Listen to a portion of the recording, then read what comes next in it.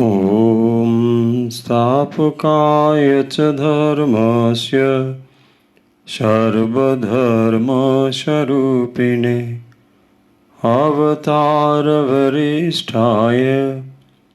रामकृष्णायति नमः। ॐ जननीं शारदां देवीं रामकृष्णं जगद्गुरुं पादपद्मे तयो श्रित्वा प्रणमामि मुहुर्मुहुः। नमः श्रीयतिराजाय विवेकानन्दशूरये सच्चित्सुखस्वरूपाय स्वामिने तापहारिणे वसुदेवसुतं देवं कंसचाणूरमर्दनं देवकी परमानन्दं कृष्णं वन्दे जगद्गुरुम्।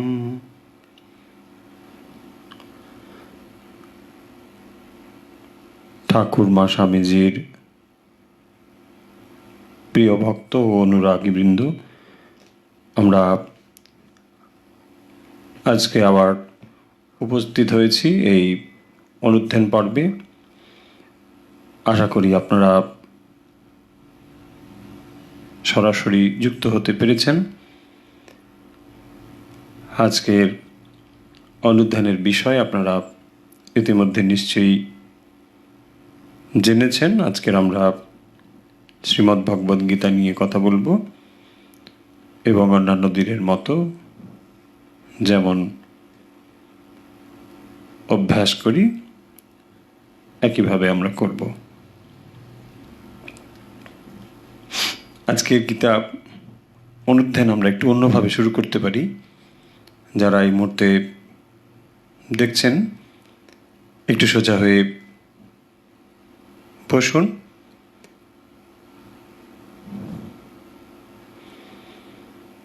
লম্বা কয়েকবার শ্বাস নিন, চোখ বন্ধ রেখে মেরুদণ্ড সোজা রেখে কয়েকবার লম্বা শ্বাস নিন, লম্বা শ্বাস নিন, আবার ছেড়ে দিন।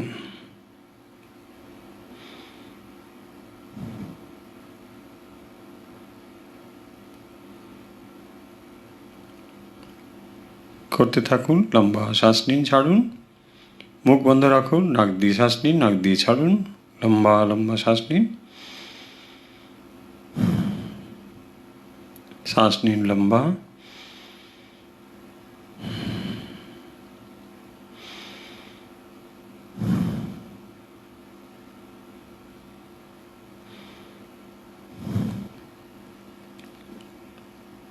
লম্বা শ্বাস নিন কয়েকবার।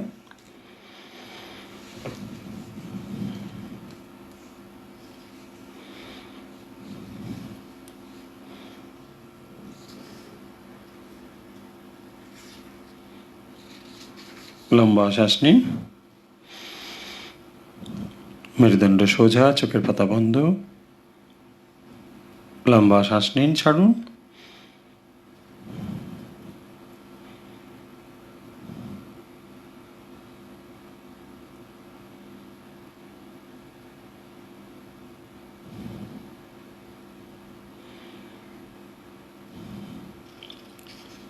রিল্যাক্স।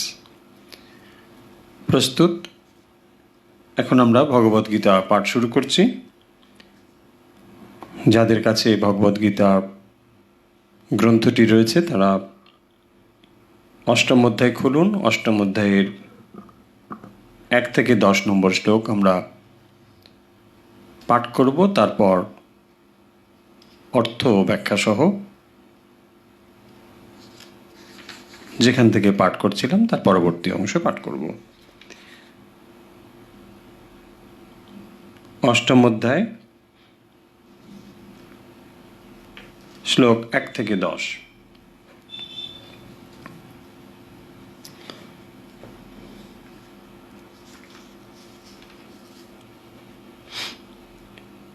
अथ अष्टम अध्यायः अक्षरब्रह्मयोगः। अर्जुन उवाच किं तत् ब्रह्म किमध्यात्मम् किं कर्म पुरुषोत्तम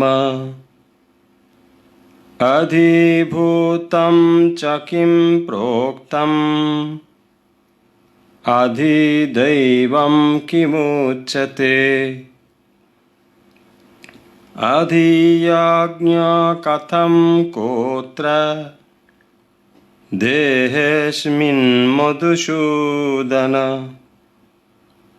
प्रयाणकाले च कथं ज्ञेयोऽसि नियतात्मभिः। श्रीभगवानुवाच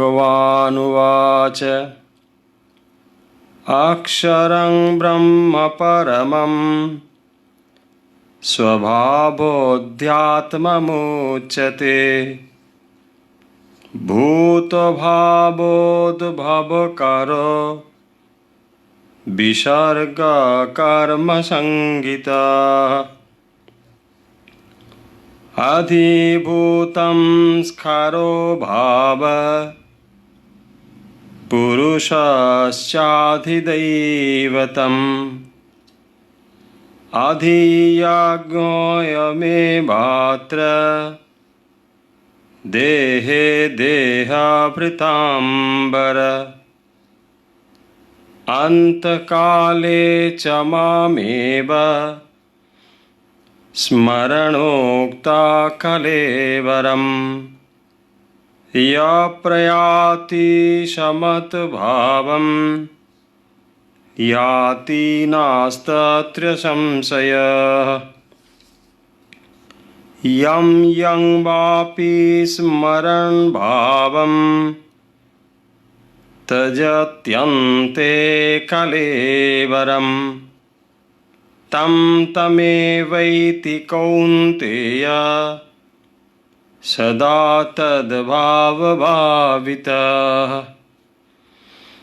तस्मात् सर्वेषु कालेषु मामनुस्मरयुध्य च मय्यार्पितमनो बुद्धिः मामेवैष संशयम्। अव्यासयोगयुक्तेन चेतसा नान्यगामिना परमं पुरुषं दिव्यं याति पार्थानुचिन्तयन्।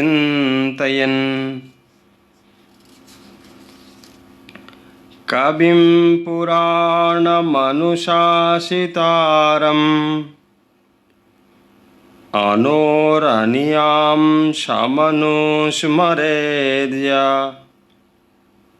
सर्वस्य धातारचिन्तरूपम् आदित्यवर्णं तमसः परस्तात् प्रयाणकाले मनसाचलेन भक्त्या युक्तो योगबलेन चैव भ्रुवोर्मध्ये प्राणमावेश्य सम्यक् शतं परं पुरुषमुपैति दिव्यम्।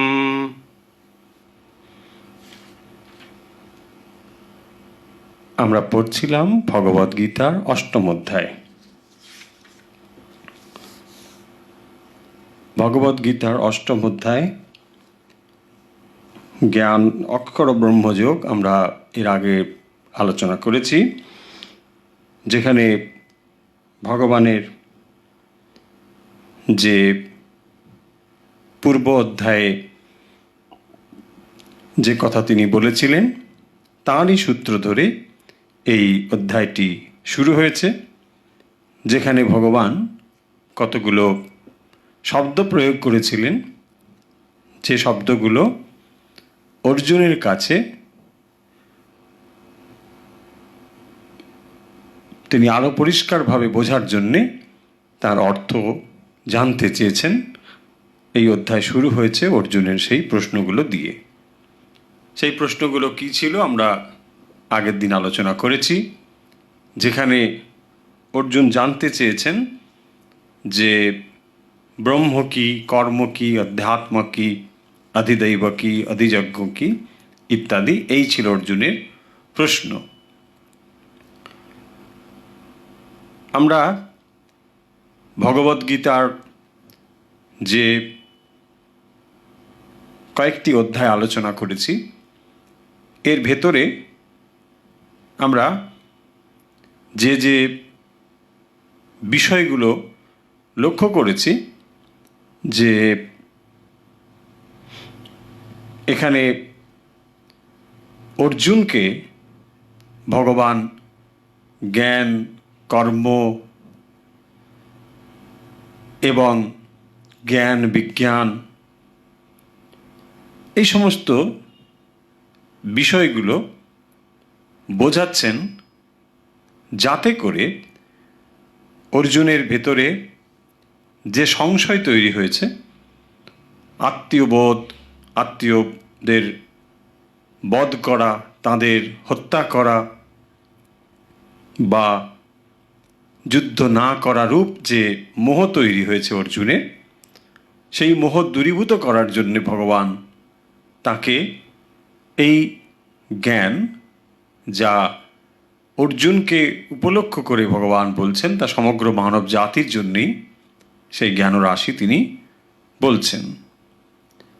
আমরা বহুবার আলোচনা করেছি বা বহুবার বলেছি যে ভগবদ গীতা হচ্ছে একটি উপনিষদ, বেদান্ত।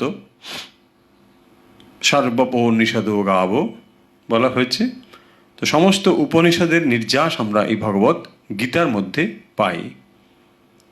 তাই ভগবত গীতা ঠিকভাবে অধ্যয়ন করলে এর ভেতর থেকে আমরা ভক্তির কথা পাবো, কর্মের কথা পাবো, জ্ঞানের কথা পাবো এবং পাশাপাশি বেদান্তের যে তাত্ত্বিক বিচার, সে কথাও এর ভেতরে রয়েছে। তাই সমস্ত শাস্ত্রের যদি সার কোনো গ্রন্থ থাকে, সেটি হচ্ছে ভগবত গীতা। এবং এত সুবিন্যস্ত রূপে এই শাস্ত্রীয় চর্চা বা শাস্ত্রীয় আলোচনা খুব অল্প জায়গাতেই পাওয়া যাবে। এবং একটি ধর্মগ্রন্থ যখন হাজার হাজার বছর ধরে কোনো সভ্যতাকে ধরে রাখে, তখন নিঃসন্দেহে এটি প্রমাণ করে যে এই গ্রন্থের ভেতরে এক বিশেষত্ব রয়েছে। বিশেষজ্ঞরা বলেন এই ভগবদ্গীতা অন্তত 5000 বছরের পুরনো। খুব স্বাভাবিকভাবেই আমাদের ধারণা হবে যে 5000 বছর ধরে যে জ্ঞান একটি সভ্যতাকে শুধু ধরে রাখেনি, তাকে সমৃদ্ধশালী করেছে, গত 5000 বছরের ইতিহাস তার সাক্ষী রয়েছে। তাই এর ভেতরে সমগ্র দার্শনিক চিন্তা, সমগ্র ধর্ম তথা আধ্যাত্মিক চিন্তা এর ভেতরে সুবিন্যস্তভাবে রচিত বা গ্রথিত রয়েছে।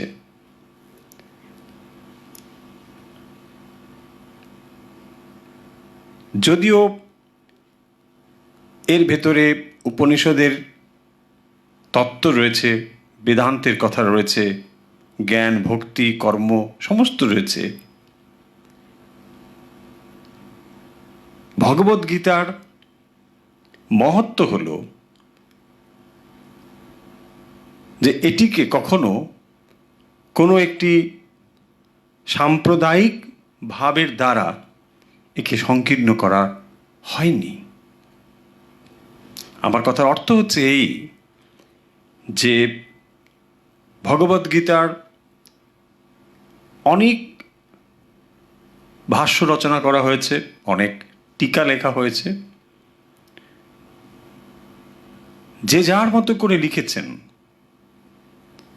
কেউ দ্বৈত ভাব থেকে, কেউ অদ্বৈত, কেউ বিশিষ্টাদ্বৈত, কেউ অন্য দার্শনিক দৃষ্টিকোণ থেকে অচিন্ত্য ভেদাভেদ ইত্যাদি নানা রকম দার্শনিক চিন্তা রয়েছে। সেই সমস্ত চিন্তা দিক থেকে একে বিশ্লেষণ করা হয়েছে, চিন্তা ভাবনা করা হয়েছে, গ্রন্থ রচনা করা হয়েছে। কিন্তু ভগবদ্গীতাকে কেউ অস্বীকার করেননি।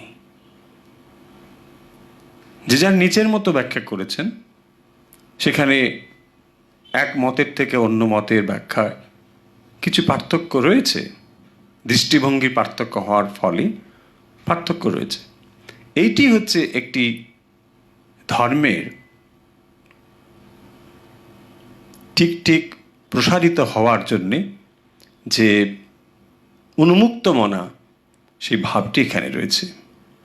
এইভাবে যদি একটি স্বাধীন ভাবনা চিন্তার জায়গা বা স্তর না থাকে, তাহলে কোনো দার্শনিক তত্ত্ব কখনোই প্রসার লাভ করতে পারে না। অন্যান্য ধর্মের ক্ষেত্রে এর নিদর্শন রয়েছে, চেষ্টা করা হয়েছে সেগুলোকে সাম্প্রদায়িকভাবে সংকীর্ণ করে ফেলতে। ফলে একটি ভাব মানুষের উপরে, সমগ্র মানব জাতির উপরে চাপিয়ে দেওয়ার চেষ্টা হয়েছে। তার ফল যা ঘটে তাই ঘটেছে। কিন্তু হিন্দু সনাতন ধর্মে এটি কখনোই করা হয়নি। এইটি হচ্ছে এর বিশেষ বৈশিষ্ট্য। আপনি ভগবদ্গীতা গ্রহণ করতে পারেন দ্বৈতভাবে, কোনো সমস্যা নেই। আপনি একজন খাঁটি হিন্দু মানুষ, আপনি একজন খাঁটি তাত্ত্বিক মানুষ, আপনি আধ্যাত্মিক মানুষ হতেই পারেন। কিন্তু আপনি এটিকে অন্যভাবে গ্রহণ করেছেন, কোনো অসুবিধে নেই। কিন্তু যদি কেবলমাত্র একটি দার্শনিক ভাবনা দিয়ে এই তত্ত্বকে উপস্থাপন করা হয় এবং বলা হয় যে আপনাকে কেবল এটিই গ্রহণ করতে হবে, তখন যেন আমরা কোথাও জোর করে চাপিয়ে দিই। ভগবদ্গীতাতে এটি কখনো চেষ্টা করা হয়নি। এবং যে প্রসঙ্গে এই কথাগুলো মাথায় এলো, যে বেদান্তে আমরা দেখি বিচার করার কথা হয়, যেখানে কতগুলো মহাবাক্য রয়েছে। মহাবাক্য মানে যেগুলো সাধারণ বাক্য কিন্তু তার অসাধারণ অর্থ, সেগুলোকেই মহাবাক্য বলা হয়। এরকম 4টি বেদে 4টি মহাবাক্য রয়েছে। এরকম মহাবাক্য তত্ত্বমসি, আহম ব্রহ্মাস্মি ইত্যাদি। এই যে আহম ব্রহ্মাস্মি, আহম ব্রহ্ম अस्मि, ভগবদ্গীতার যে 18টি অধ্যায়, একেও যেন 6টি করে আহম ব্রহ্ম अस्मि এইভাবে ভাগ করা হয়েছে।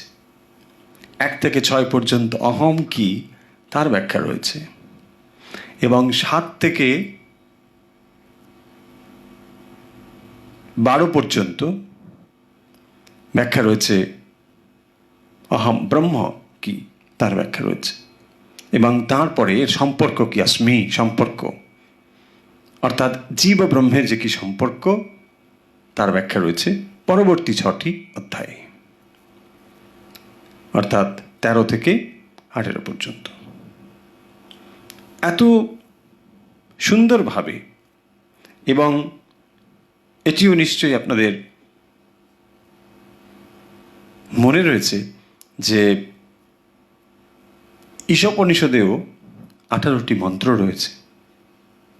এবং কোনো কোনো পণ্ডিতের ধারণা বা তারা বলেন যে উপনিষদের, এই ঈশোপনিষদের 18টি মন্ত্র ভগবদ্গীতার 18টি অধ্যায়ের সমান। আমরা উপনিষদের আলোচনার সময় সে বিষয়ে আলোকপাত করবার চেষ্টা করব। 8ম অধ্যায়ের যে কথাগুলো শুরু হয়েছিল, অর্থাৎ অর্জুন যে প্রশ্ন করে এই অধ্যায়টি শুরু হয়েছিল, আমাদের একবার নিশ্চয়ই মনে রয়েছে কি কি প্রশ্ন ছিল। ব্রহ্ম কি, কিম তৎ ব্রহ্ম, এইসব ছিল। ব্রহ্ম কি, অধ্যাত্ম কি, কর্ম কি, অধিভূত কি, অধিদৈব কি এবং অধিযজ্ঞ কি। পূর্বের অধ্যায়ে ভগবান যেহেতু এই শব্দগুলো উচ্চারণ করেছেন, তাই এই শব্দগুলো কোন অর্থে প্রয়োগ করা হচ্ছে অর্জুন জানতে চেয়েছেন। যেন ভগবান ইচ্ছে করেই কতগুলো টেকনিক্যাল ওয়ার্ড ইউজ করেছেন। এই শব্দগুলো একটু পারিভাষিক শব্দ, একটু বিশেষ অর্থে প্রযুক্ত শব্দ। কারণ কর্ম শব্দ বিভিন্ন দার্শনিকদের মতে বিভিন্ন সংজ্ঞা নির্দেশ করা হয়েছে। তাই কর্ম একটি শব্দ, কিন্তু তার সংজ্ঞা ভিন্ন। বিভিন্ন দার্শনিক মত অনুযায়ী তা ভিন্ন ভিন্ন সংজ্ঞা নির্ধারিত হয়েছে। সেই কারণের জন্য অর্জুন জানতে চাইলেন যে এটি কোন অর্থে প্রযুক্ত হয়েছে, অর্থাৎ কর্ম কাকে বলে, ব্রহ্ম কাকে বলে। এই শব্দগুলো যেহেতু বারবার উচ্চারিত হয়েছে, তাই এগুলো তিনি জানতে চান, এগুলো কি অর্থে প্রয়োগ করা হয়েছে। যেহেতু ভগবান বলে যাচ্ছিলেন এবং অর্জুন শুনছিলেন, যেন ভগবান ইচ্ছে করেই এই শব্দগুলো ব্যবহার করলেন যাতে করে শ্রোতা যে ঠিকভাবে শুনছেন কিনা সেটি পরীক্ষা করার যেন পদ্ধতি। দেখবেন ক্লাসে মাস্টারমশাইরা অনেক সময় এরকম করেন, হঠাৎ করে কোনো একটি পড়াতে কোনো একটি শব্দ ভুলভাবে উচ্চারণ করলেন বা তার ভুল অর্থ বলে দিলেন ইচ্ছে করেই, জানার জন্য বা বোঝার জন্যে, যাতে করে সমগ্র শ্রেণী কিভাবে প্রতিক্রিয়া জানায়। যদি তার প্রতিক্রিয়া দেখা যায় তাহলে মাস্টারমশাই বুঝতে পারবেন যে এরা শুনছে, না হলে তিনি বুঝতে পারবেন কেউ শুনছে না। ঠিক একই রকম ভাবে যেন এখানে ইচ্ছে করেই ভগবান এই শব্দগুলো এই অধ্যায়ে উচ্চারণ করলেন এবং দেখে নিলেন যে হ্যাঁ, অর্জুন জানতে চান, তিনি সত্যি সত্যি জিজ্ঞাসু। আর জিজ্ঞাসু না হলে এই প্রশ্নগুলো তার মনে উঠতো না। তিনি ভাবলেন হ্যাঁ, ভগবান বলছেন, বলতে থাকুন, ঠিক আছে, দু চারটে অর্থ নাও বুঝলেও চলবে, আমি এগিয়ে যাই, এরকম হয়তো তার মনে হতে পারত, কিন্তু তা হয়নি। আমরা এগুলো আলোচনা করেছি, আমরা একটু এগিয়ে যাই। তাহলে ব্রহ্ম কি, আধ্যাত্ম কি, কর্ম কি এবং অধিভূত, অধিযজ্ঞ, অধিদৈব এই শব্দগুলোর অর্থ আলোচনা হয়েছে। এবং আরেকটি প্রশ্ন এখানে ছিল দ্বিতীয় অধ্যায়ের দ্বিতীয় অংশে, দ্বিতীয় শ্লোকের দ্বিতীয় অংশে অর্জুন জানতে চেয়েছিলেন, যেমন এই 6টি শব্দের অর্থ তিনি জানতে চেয়েছেন, পাশাপাশি আরেকটি প্রশ্ন তার ছিল প্রয়াণকালে চ কথম জ্ঞেয়সি নিয়তাত্মভি। যিনি নিয়তাত্মভি অর্থাৎ সংযত ইন্দ্রিয় যার, তিনি কিভাবে প্রয়াণকালে চ কথম জ্ঞেয়সি, তিনি কিভাবে জানতে পারেন যখন তিনি প্রয়াণকাল অর্থাৎ যখন তিনি এই শরীরটি ত্যাগ করছেন, সেই সময়ে অন্তিমকালে সংযত চিত্ত ব্যক্তি আপনাকে কিভাবে জানতে পারেন। এইটি ছিল অর্জুনের প্রশ্ন, যে মৃত্যুর সময় প্রয়াণকালে কিভাবে ভগবান কে জানতে পারে। কে জানতে পারে? সংযত চিত্ত, যিনি চেষ্টা করেছেন সংযত চিত্ত, এইরকম ব্যক্তি কিভাবে আপনাকে জানতে পারেন, এটি ছিল তার প্রশ্ন। এবং তার উত্তরে ভগবান উত্তর দিচ্ছেন, তার এই প্রশ্নের উত্তর তিনি জানাচ্ছেন 5ম শ্লোকে। কি বলছেন? অন্তকালে চ মামেব স্মরণোক্ত কলেবরম ইয় প্রয়াতি সমত ভাবম ইয়াতি নাস্ত্যত্য সংশয়ঃ। শ্লোকটি আমরা ভেঙে যদি পড়ি কীরকম দাঁড়াবে একটু লক্ষ্য করুন। যাদের কাছে বই রয়েছে তারা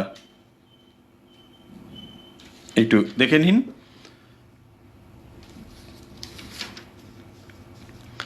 অন্তকালে চ চ মাম এব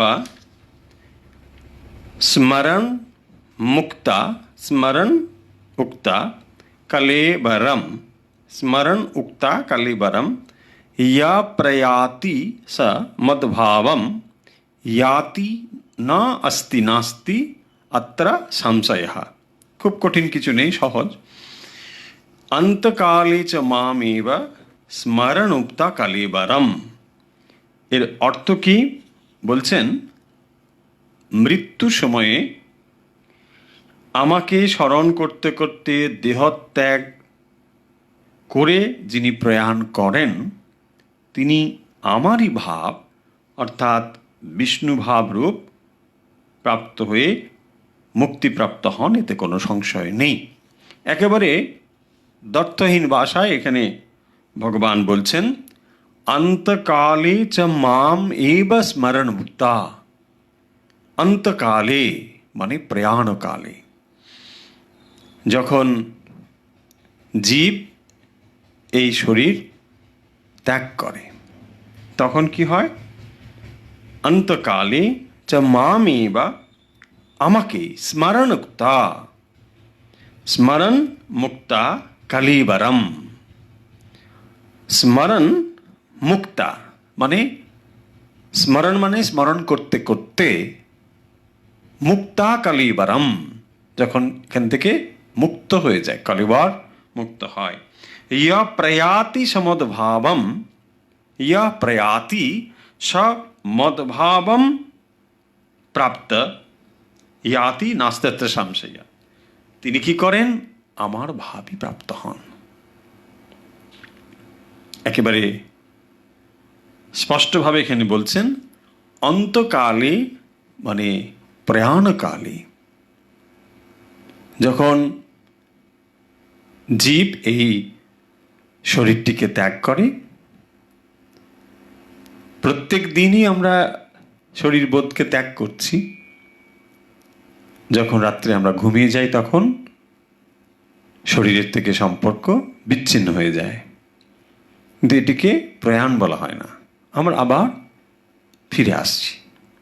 এই প্রয়াণ হচ্ছে যখন আর ফিরে আসা নেই, একেবারেই যাওয়া রয়েছে কিন্তু ফিরে আসা নেই, তাকে বলা হয়েছে প্রয়াণ। অন্তকালে চ মামেব স্মরণ উক্তা কলেবরম, যিনি কলেবরটিকে ত্যাগ করছেন কি করতে করতে, স্মরণ আমাকে স্মরণ করতে করতে, চিন্তা করতে করতে। ইয়া প্রয়াতি যিনি এইভাবে যান, স কি করেন না মদ্ভাবম ইয়াতি, তিনি ইয়াতি মানে প্রাপ্ত, তিনি আমার ভাবটিকে প্রাপ্ত হন পান, এতে কোনো সংশয় নেই, ভগবান বলছেন। তাহলে পঞ্চম শ্লোকে ভগবান বলছেন অর্জুনের যে প্রশ্ন ছিল, অর্জুন প্রশ্ন করেছিলেন যে যিনি অনেক চেষ্টা করেছেন, সংযত চিত্ত যিনি, তিনি কিভাবে এই প্রয়াণ করেন, কথম জ্ঞেয়সি, সেটি তিনি জানতে চান, কিভাবে এই শরীর তিনি ত্যাগ করে যান। তখন তিনি বলছেন যে অন্তিম সময়ে যিনি ভগবানের স্মরণ করে করে শরীর ত্যাগ করেন তিনি কি করেন, তাকেই প্রাপ্ত হন। আমাদের মনে হতে পারে যে ভগবান এই যে কথাটি বললেন এটি কিভাবে সত্য হয়, অর্থাৎ যখন মারা যাচ্ছে কেউ, মৃত্যু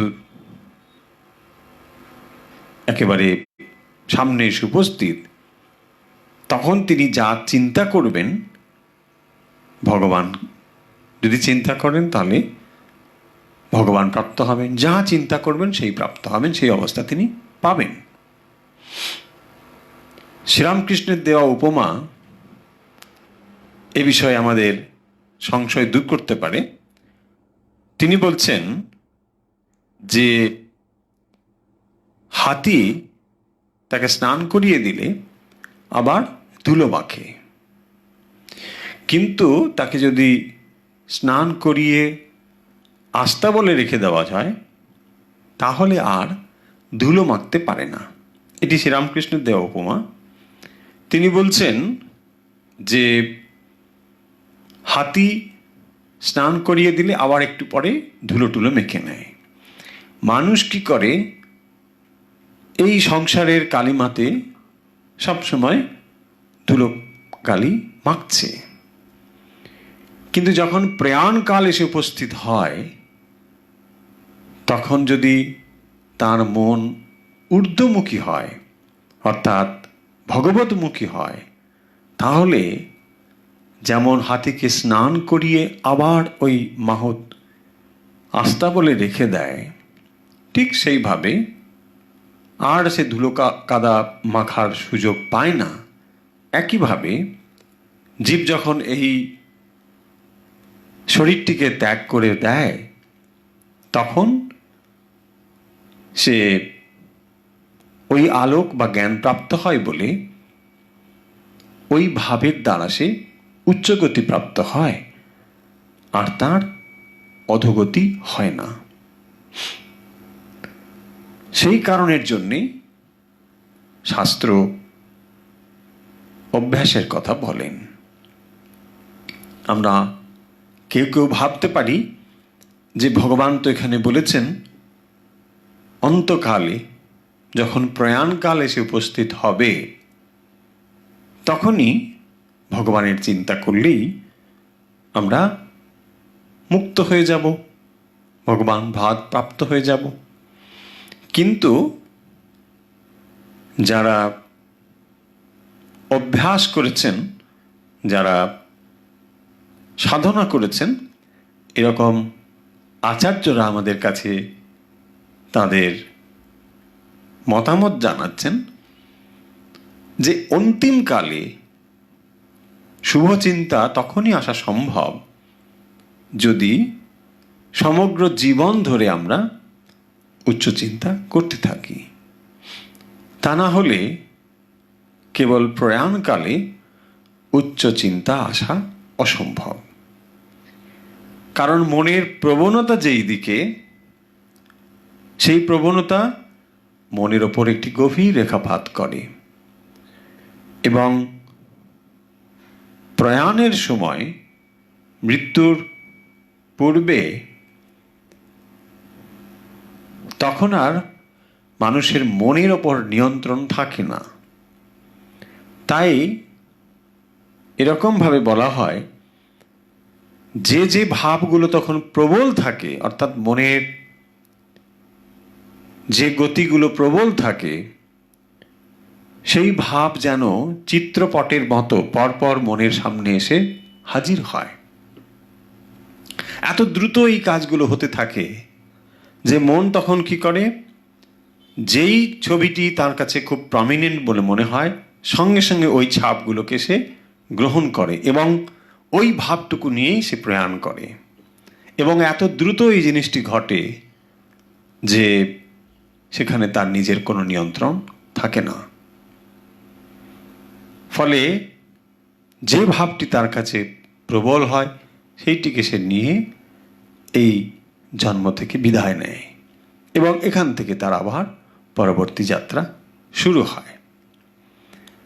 তাই প্রয়াণ সময় অত্যন্ত গুরুত্বপূর্ণ একটি বিষয়। এখন মৃত্যু কখন হবে আমরা জানি না, কিন্তু মৃত্যু নিশ্চিত। অনিশ্চিত হচ্ছে সময়। মৃত্যু নিশ্চিত, কিন্তু যেটি অনিশ্চিত, কখন আমরা মরব, কখন আমাদের প্রয়াণ হবে কেউ জানি না। সেই জন্যে শাস্ত্র আমাদের বলেন সবসময় প্রস্তুত থাকা, মৃত্যুর যে রয়েছে তার জন্য প্রস্তুত। এখন এ কথা শুনে আমাদের কারো এমন যেন মনে না হয় যে তাহলে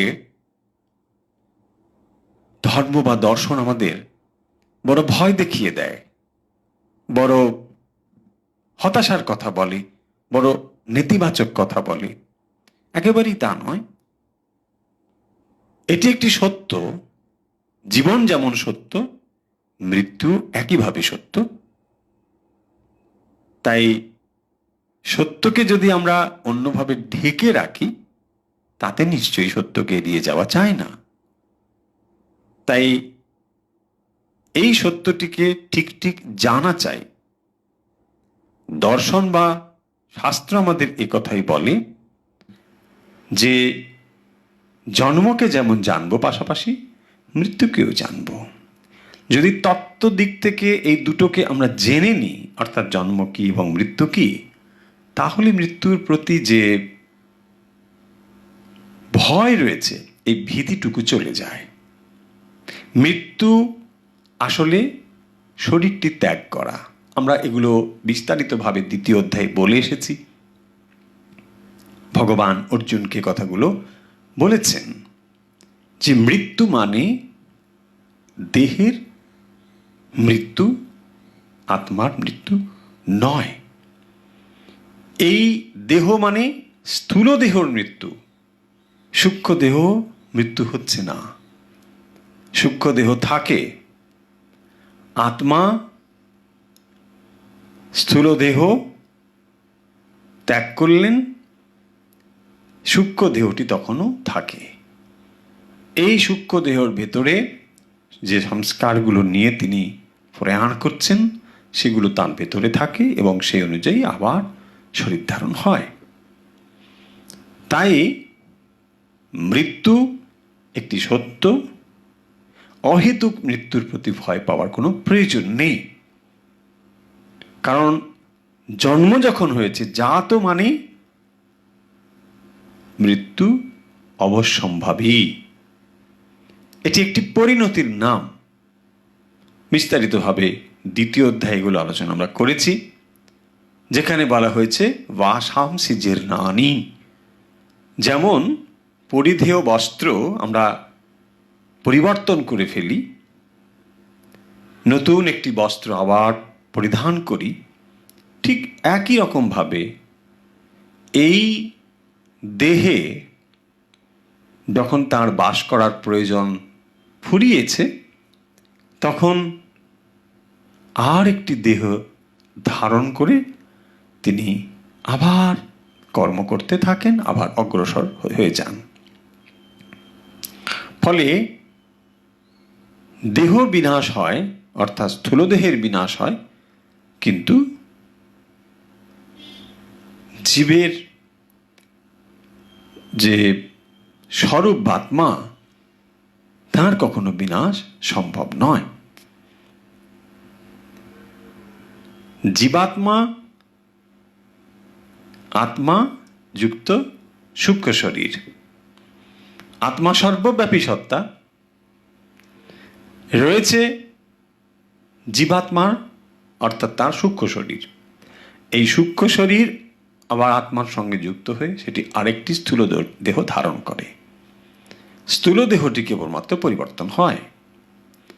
তাই প্রয়াণকালে, অর্থাৎ যখন এই শরীর থেকে জীবাত্মা শরীরটিকে ত্যাগ করছেন, তখন তিনি যে ভাব নিয়ে শরীরটিকে ত্যাগ করেন, তিনি সেই ভাবটি প্রাপ্ত হন। ভগবান এখানে এই কথাটি বললেন যে তাহলে প্রয়াণকালে কিভাবে সংযতচিত্ত ব্যক্তি আমাকে প্রাপ্ত হন? না, তিনি যা চিন্তা করবেন, যদি আমার চিন্তা করেন, আমাকেই হবে। ইয় প্রয়াতি সমদ্ভাবম ইয়াতি। যিনি আমার চিন্তা করেন, তিনি আমাকেই প্রাপ্ত হন। ভগবানের কাছে এই কথা বললেন। ইয়ং ইয়ং বাপি স্মরণ ভাবম তজত্তন্তে কলেবরম তম তমে বৈতি কৌন্তেয় সদা তৎভাব ভাবিতা। 6 নম্বর শ্লোক লক্ষ্য করুন। 8ম অধ্যায়ের 6 নম্বর শ্লোকে ভগবান বলছেন, ইয়ং ইয়ং বাপি স্মরণ ভাবম তজত্যন্তে কলেবরম তম তমে বৈতি কৌন্তেয় সদা তদ্ভাব ভাবিতঃ। ইয়ম ইয়ম ব মানে বা আপি বাপি স্মরণ ভাবন त्यजति अन्ते कलेवरम, त्यजत्यन्ते कलेवरम, त्यजति अन्ते कलेवरम, तम तमेवैति, तम तम एव एति कौन्तेय सदा तद्भाव भावितः। 6 নম্বর শ্লোকে ভগবান বলছেন, হে কৌন্তেয়, অন্তকালে যে ব্যক্তি যে কোনো ভাব স্মরণ করে দেহত্যাগ করেন তিনি সর্বদা সেই ভাবে তন্ময় চিত্ত থাকায় সেই ভাবই প্রাপ্ত হন। যেহেতু তিনি সেই ভাবেই তন্ময় হয়ে আছেন, তাই তিনি কি করেন, প্রয়াণের সময় ওই ভাবটি প্রাপ্ত হন। যত সময় পর্যন্ত আমরা চেতন স্তরে রয়েছি, মনের চেতন স্তরে, তখন দেখবেন আমরা কি করি, এডিট করি। প্রতি মুহূর্তে হাজার হাজার চিন্তা মনের উপর এসে পড়লেও আমরা কি করতে পারি, অনেক চিন্তাকে সরিয়ে দিয়ে কেবল একটি চিন্তাতে মনোনিবেশ করতে পারি যখন আমরা চেতন স্তরে রয়েছি। যখন প্রয়াণকাল এসে উপস্থিত হয় তখন মনের ওপর এই নিয়ন্ত্রণটুকু থাকে না বলে যে যে ভাব প্রবল হয় সেই ভাবগুলো এসে উপস্থিত হয়। যখন কোনো মানুষ নেশাগ্রস্ত হন তখন তার দেখবেন এই ধরনের ঘটনা ঘটে। সাময়িকভাবে বা কৃত্রিমভাবে তার মনের ওপরে এমন একটি প্রভাব থাকে যা তার বিচার শক্তিকে লোপ পাইয়ে দেয় এবং তখন সে তার মনের যে গভীর স্তরে যে চিন্তাগুলো সেগুলো সে বলতে থাকে। ঠিক একই রকম ভাবে যখন মৃত্যুর সময় এসে উপস্থিত হয়, যে যে চিন্তাগুলো আমরা গভীরভাবে করি সেই চিন্তার ছাপগুলো থাকে। তাই এই আধ্যাত্মিক অভ্যাস বা আধ্যাত্মিক সাধনা এত গুরুত্বপূর্ণ যে মনের ওপরে যদি আমরা যে কোনো ভাবকে যেতে দিই, সেই ভাবগুলো বা চিন্তাগুলো মনের ওপরে কি করে, রেখাপাত করে। এই যে মনের ওপরে চিন্তার এক একটি রেখা, এই রেখাগুলো যখন গভীর আকার ধারণ করে, কারণ সেগুলোকে কি করছি, প্রতিনিয়ত আমরা চিন্তা করছি, যখন বারবার চিন্তা করছি তখন সেগুলো আরো বেশি গভীর হয়ে যাচ্ছে। এবং এই চিন্তাগুলো মানে এনার্জি, শক্তি। প্রত্যেকটি চিন্তা মানে এক একটি শক্তি। এবং এই চিন্তাগুলো যখন বারবার এক একটি চিন্তা মনের ভিতরে এসে হাজির হচ্ছে তখন সেটি গভীর রেখাপাত করে। এবং এই গভীর রেখাপাত করা চিন্তাগুলো কি হয়, মনের অজান্তে যখন আমাদের এই কনসিয়াস মাইন্ড কাজ করে না তখন সাবকনসিয়াস মাইন্ড থেকে এই জিনিসগুলো এসে মনের ওপর একটি চিত্র তৈরি করে। এবং এই চিত্রগুলো যখন আর চিন্তা করার সময় শেষ হয়ে যাচ্ছে, জীব যখন প্রয়াণ করবে তখন কি করে, যেই চিত্রটি সে দেখে এই ছাপটুকু নিয়ে সে চলে যায়। দেখবেন যাদের অ্যানাস্থেসিয়ার অভিজ্ঞতা আছে তারা নিশ্চয়ই জানবেন যে যখন আপনি কৃত্রিম উপায়ে মানে মনটাকে শেষ করে দেওয়া হলো, মানে ভাবনা চিন্তার স্তর সেখানে সমাপ্ত হয়ে গেল, এবারে সে ঘুমিয়ে যাবে, তার চেতন মনকে সম্পূর্ণভাবে শান্ত করে দেওয়া হলো, তখন যে থট তার ভেতরে ছিল ওইটি নিয়ে সে হয়তো বেশ কয়েক ঘন্টা অচেতন হয়ে থাকলো, অপারেশন চললো ইত্যাদি। এবং তারপর যখন তার জ্ঞান ফিরে এলো দেখবেন ঠিক যেখান থেকেই তার শেষ হয়েছিল ওই ভাবটি তার শুরু হয়, এবং মাঝখানে যে সময়টুকু যা যা ঘটেছিল সে কিছুই জানে না। ফলে ওই যেখান থেকে শেষ হলো আবার ওখান থেকে শুরু হয়। ওই ঝাপটি নিয়েই তার প্রয়াণ হয়। তাই শাস্ত্রে বারবার বলা হয়েছে যে যেই চিন্তাগুলো আমরা করছি, কারণ প্রত্যেকটি অ্যাকশনের পেছনে রয়েছে থট। যে চিন্তাগুলো আমরা করছি, তার যে কাজগুলো আমরা করছি তার পেছনে রয়েছে চিন্তা, এবং চিন্তাই হচ্ছে অত্যন্ত শক্তিশালী, নিয়ন্ত্রণ করা দরকার ওখানেই। যে ধরনের বিহেভিয়ার আমরা করছি, যে ধরনের ব্যবহার আমরা করছি, এই সমস্ত ব্যবহার নিয়ন্ত্রিত হয় আমাদের চিন্তার দ্বারাই।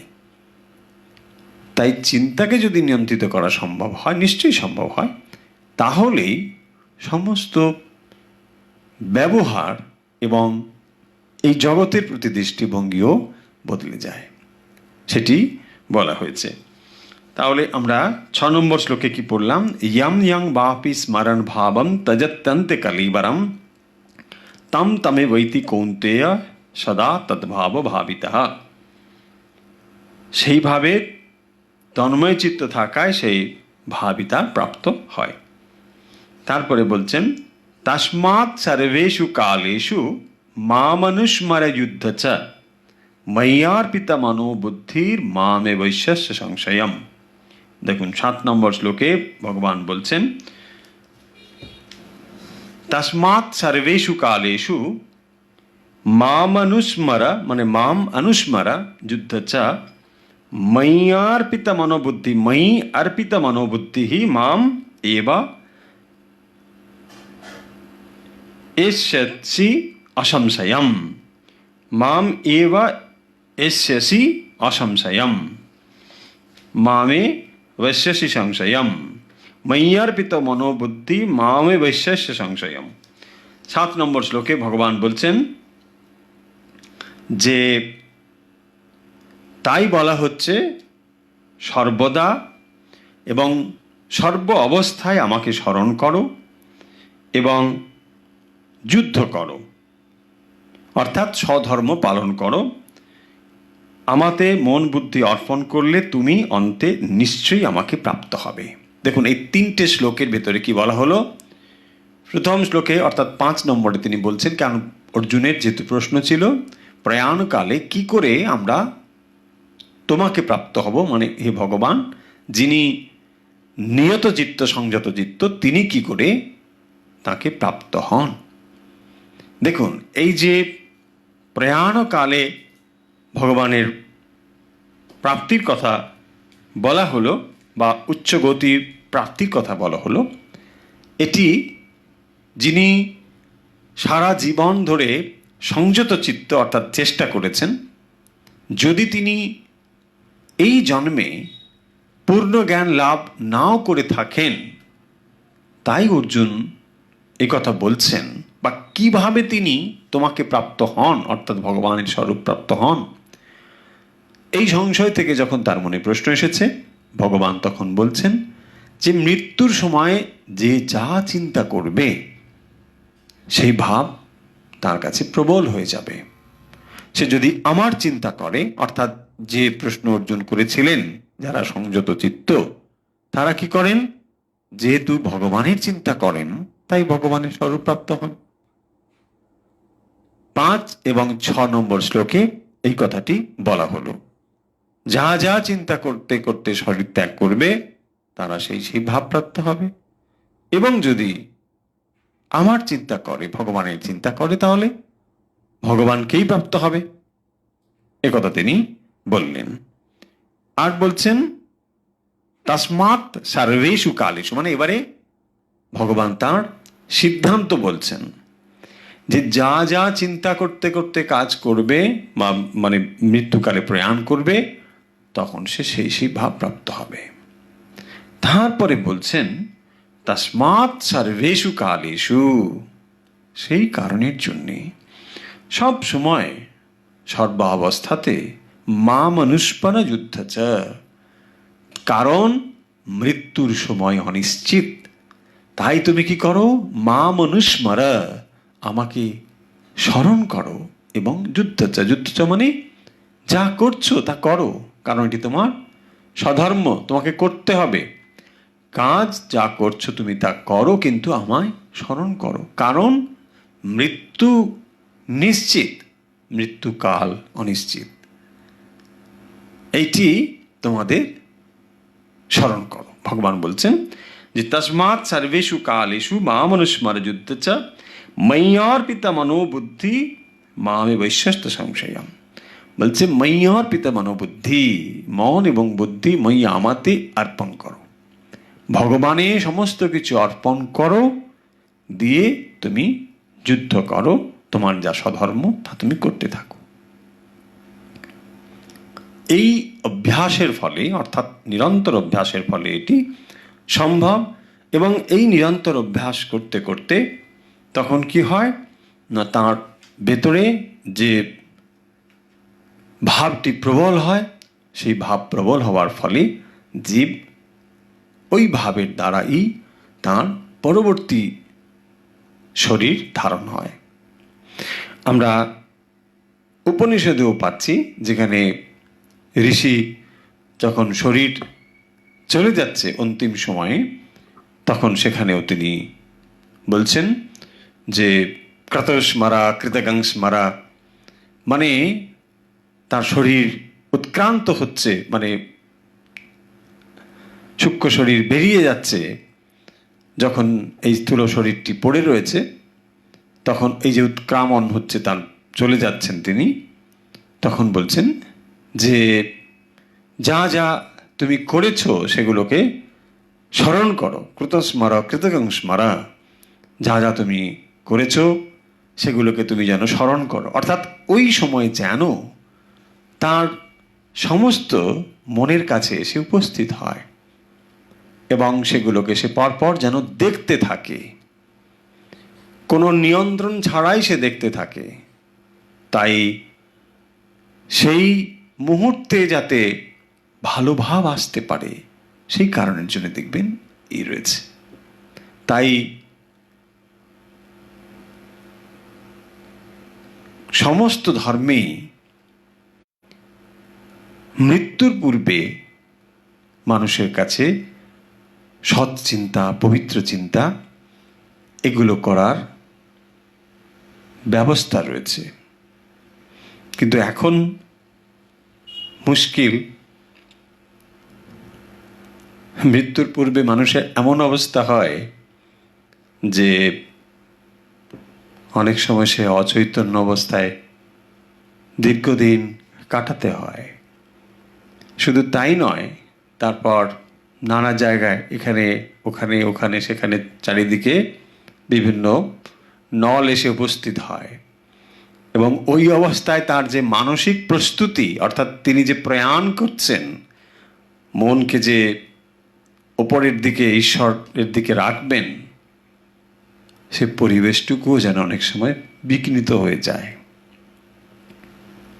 যাই হোক, তবুও শাস্ত্র এই কথা এখানে বলছেন যে যাতে করে দীর্ঘদিনের অভ্যাসের ফলে, আমরা সেই অংশগুলো পড়ব যেখানে এটি বলা হয়েছে যে এই দীর্ঘদিনের অভ্যাসের ফলে এটি সম্ভব, এবং সেই অভ্যাসের কথাই এখানে ভগবান বলছেন যে তস্মাৎ সর্বেষু কালেষু মামনুস্মর যুদ্ধচ, আমায় স্মরণ করো এবং যুদ্ধ করো হে অর্জুন।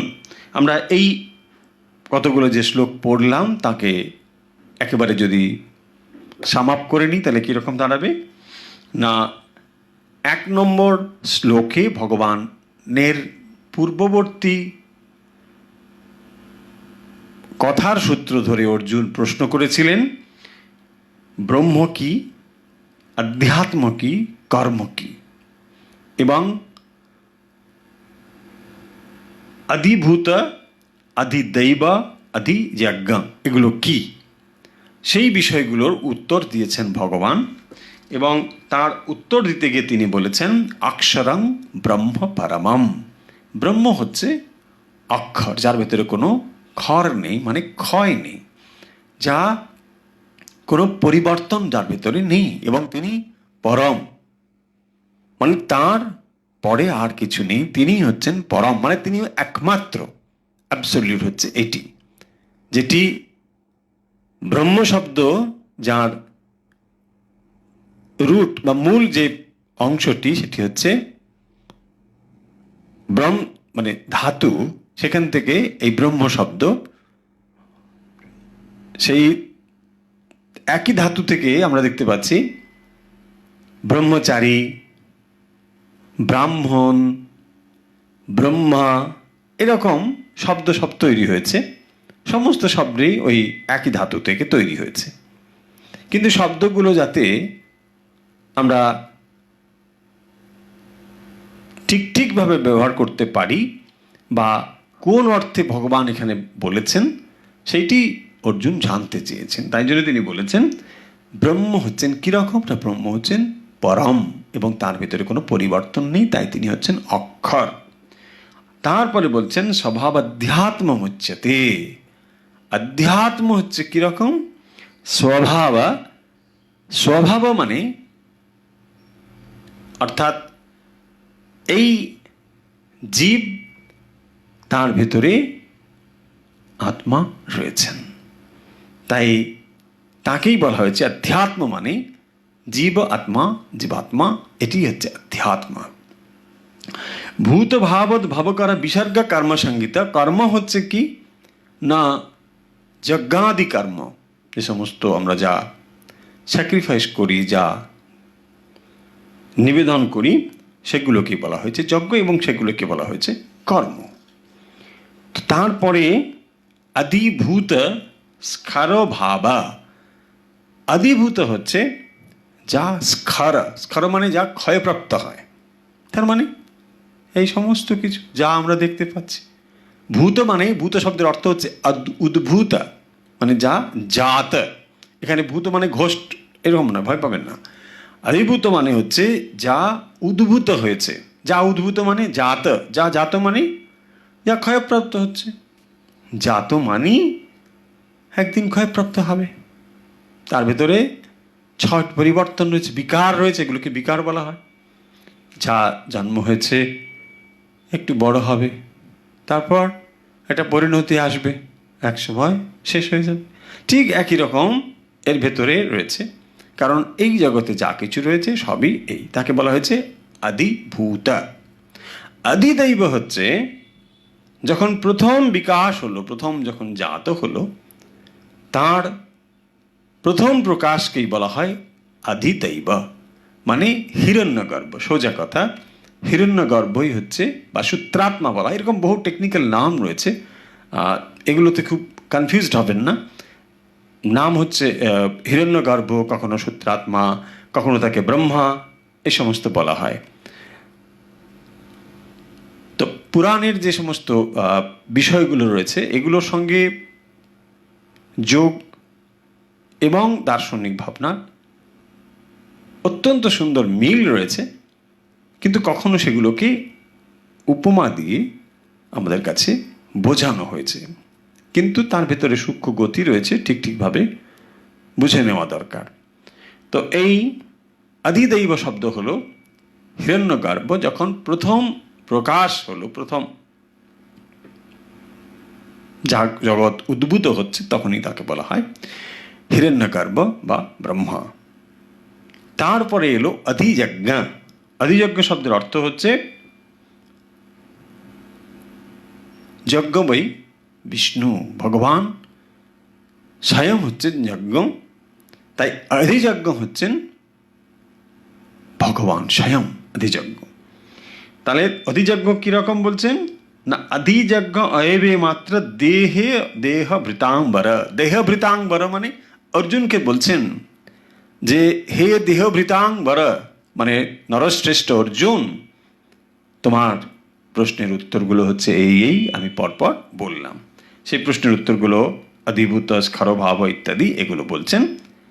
যে তারপরে তিনি এই সমস্ত উত্তরগুলো দেওয়ার পরে তিনি বলছেন যে অন্তিম সময়ে যদি কেউ আমার চিন্তা করে তাহলে সে আমাকে প্রাপ্ত হয়। আমাদের স্বাভাবিক ভাবই হচ্ছে আনন্দ, কিন্তু এই আনন্দ ভাব আমরা অনুভব করতে পারছি না। কেন?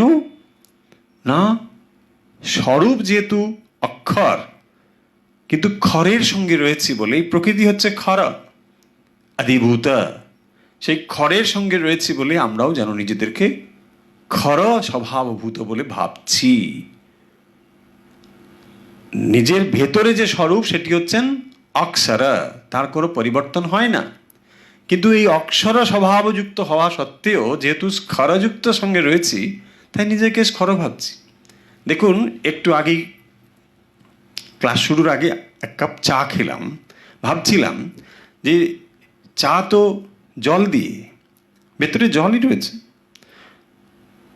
এখন জল স্বভাবতই শীতল স্বভাব, ঠান্ডা, কিন্তু তার সঙ্গে গরম করা হয়েছে বলে চা গরম। এই গরম থেকে হাজির হলো এর ভেতরে, বাইরে থেকে একটি গুণ তার সঙ্গে যুক্ত হয়েছে, যুক্ত হয়ে চাটিকে গরম মনে হচ্ছে। নিজে আমি অক্ষর স্বভাব, আত্মা অক্ষর, কিন্তু যেহেতু এই দেহ স্খর, তার সঙ্গে যুক্ত হয়ে আমি নিজেকে অক্ষর স্বভাব, স্খর স্বভাব ভাবছি, মানে আমি মরে যাব। এই জন্য তো ভয় পাচ্ছি, কারণ আমি অক্ষর স্বভাব সত্ত্বেও স্খরের সঙ্গে যুক্ত হয়েছি। একটু সময় চা রেখে দিন, ঠান্ডা হয়ে যাবে, এটাই তার স্বাভাবিক অবস্থা।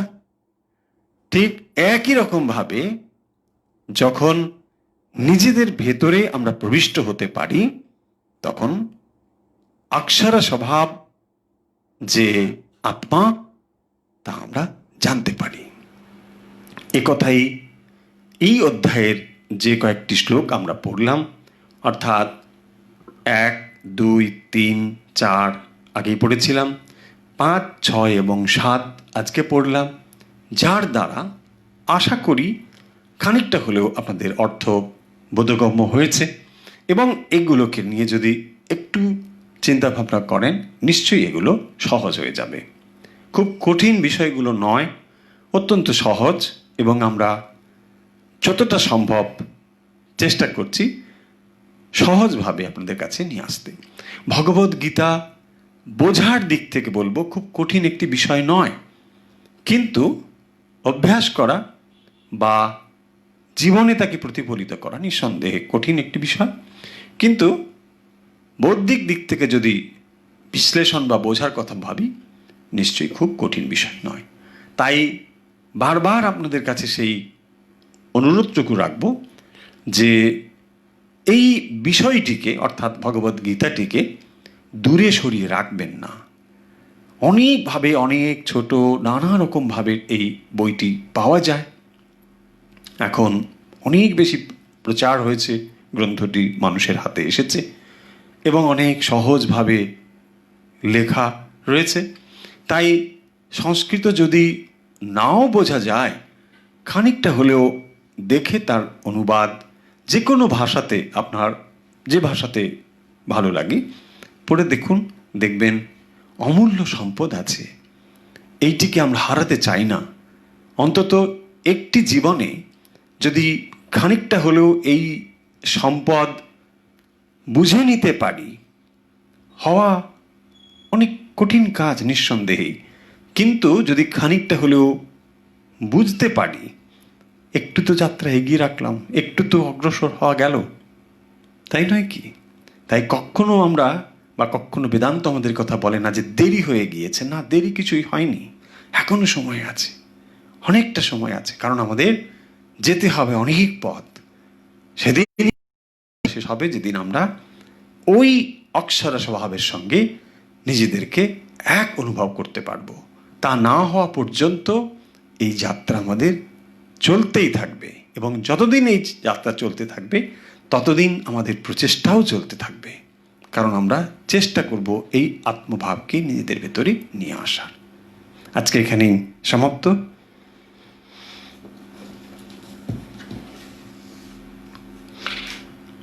আমরা অভ্যাস শুরু করছি।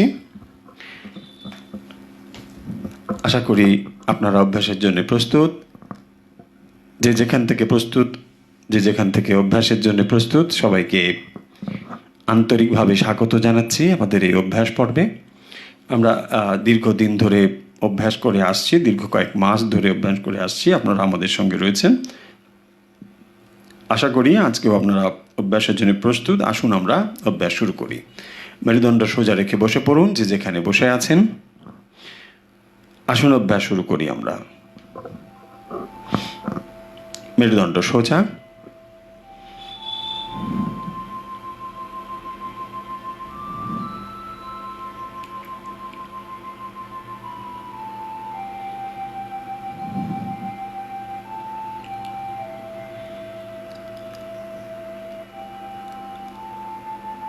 ডান দিক এইভাবে বন্ধ করে মেরুদণ্ড সোজা রেখে শ্বাস বাম নাসিকা থেকে ধীরে ধীরে ছাড়ব।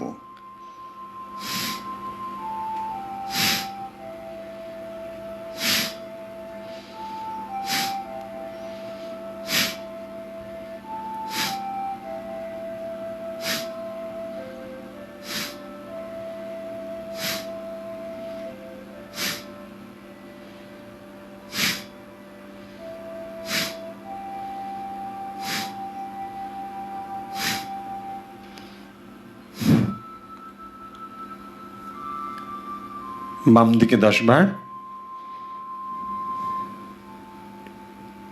বাম দিকে 10 বার, বাম দিকে হয়ে গেল ডান দিকে, আবার শুরু করুন এদিকে।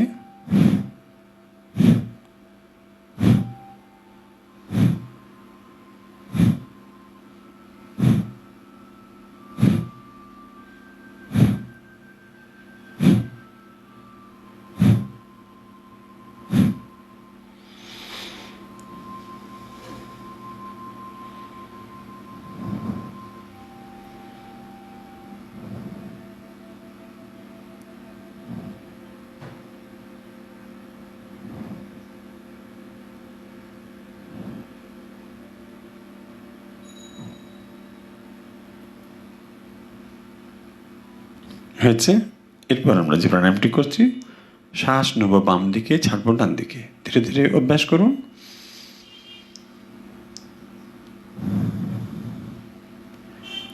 শ্বাস নিন বাম দিক থেকে,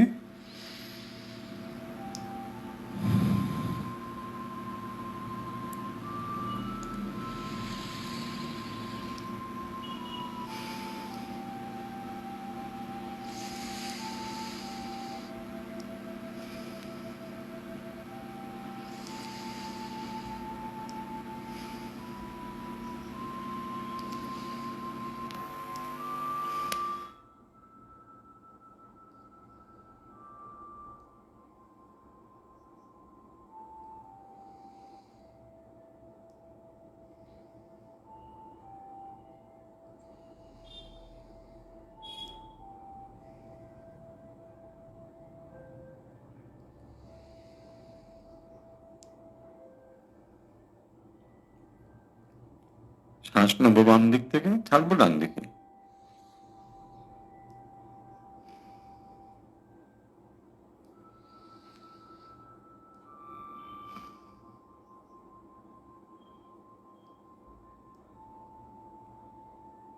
শ্বাস নিন ধীরে ধীরে বাম দিক থেকে, ছেড়ে দিন ডান দিকে ধীরে ধীরে।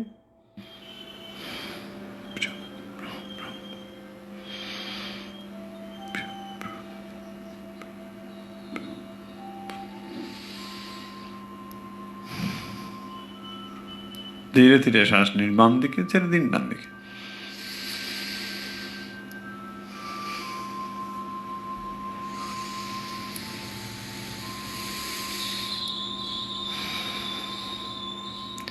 শ্বাস নিন ধীরে ধীরে বাম দিকে, ছেড়ে দিন ডান দিকে।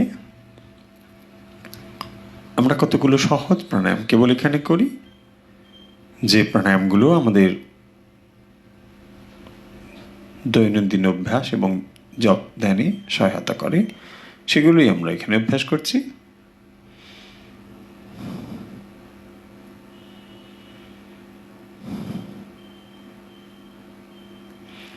শ্বাস নিন বাম দিকে, ছেড়ে দিন ডান দিকে।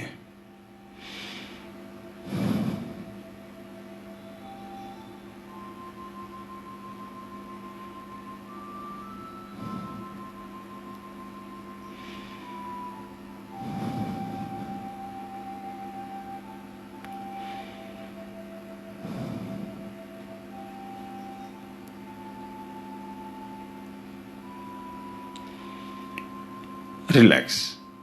কয়েকবার স্বাভাবিক শ্বাস নিন।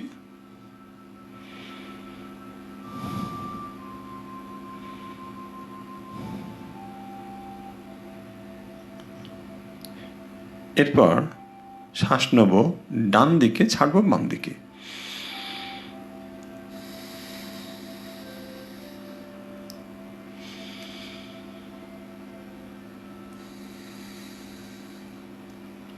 শ্বাস নিন ডান দিকে, ছেড়ে দিন বাম দিকে।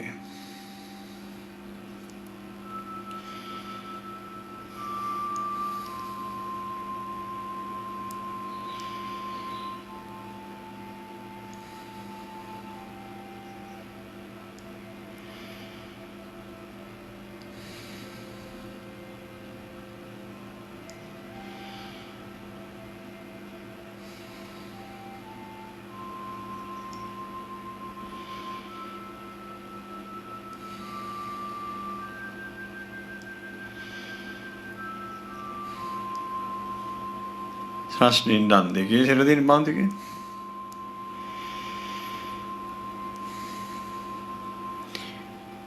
আশা করি সবাই অভ্যাস করছেন। রিল্যাক্সের পর লম্বা শ্বাস নিন।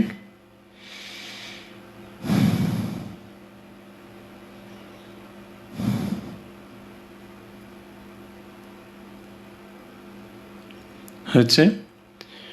এরপর আমরা করছি শ্বাস নেব নাক দিয়ে, ছাড়বো মুখ দিয়ে।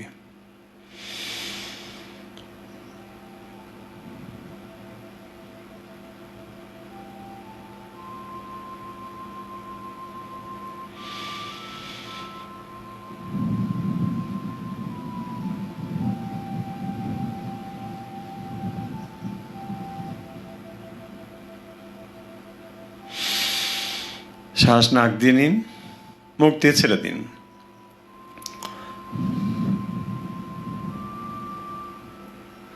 এই প্রাণায়াম সহজ প্রাণায়াম অভ্যাসের দ্বারা যেমন আধ্যাত্মিকভাবে আমরা উন্নত হতে পারি, একইভাবে আমরা বহুবার বলেছি শারীরিক এবং মানসিকভাবেও আমরা সুস্থ এবং শান্ত হতে পারি।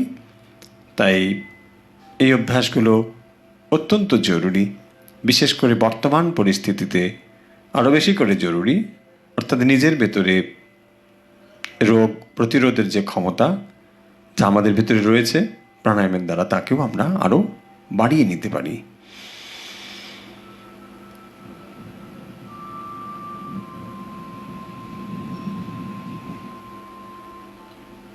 শ্বাস নিন নাক দিয়ে, ছেড়ে দিন মুখ দিয়ে। শ্বাস নিন নাক দিয়ে, ছেড়ে দিন মুখ দিয়ে।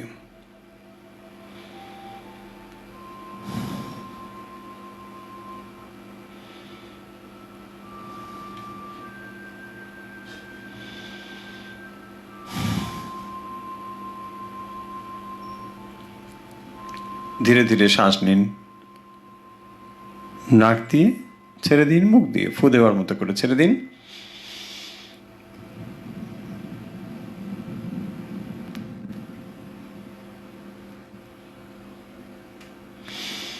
শ্বাস নিন নাক দিয়ে, ছেড়ে দিন মুখ দিয়ে।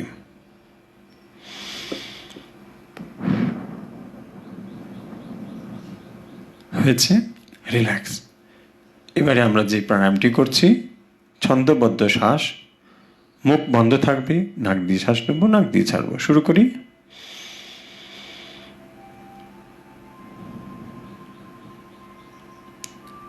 দুটো নাক দিয়ে শ্বাস নিন, আবার দু নাকে ছেড়ে দিন, মুখ বন্ধ রাখুন।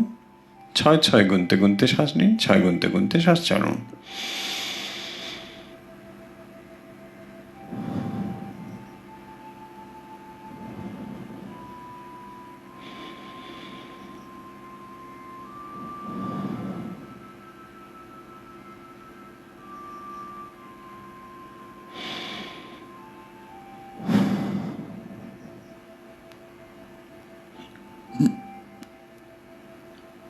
ছয় গুনতে গুনতে শ্বাস নিন, 6 গুনতে গুনতে শ্বাস ছাড়ুন।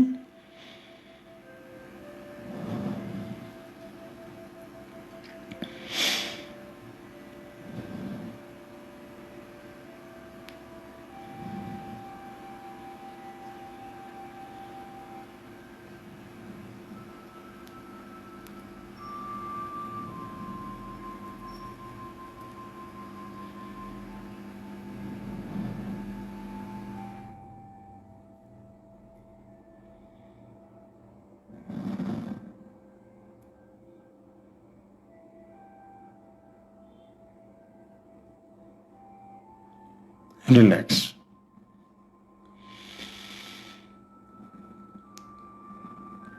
এবারে সোজা হয়ে বসুন, মেরুদণ্ড সোজা।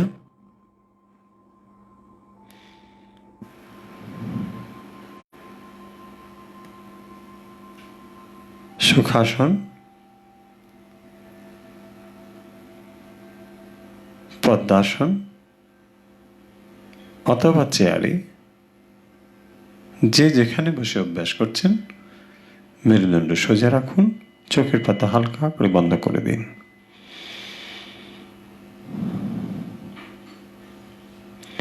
আমরা মেডিটেশনের জন্য প্রস্তুত। আমরা সাধনা শুরু করছি। মন সম্পূর্ণ শান্ত।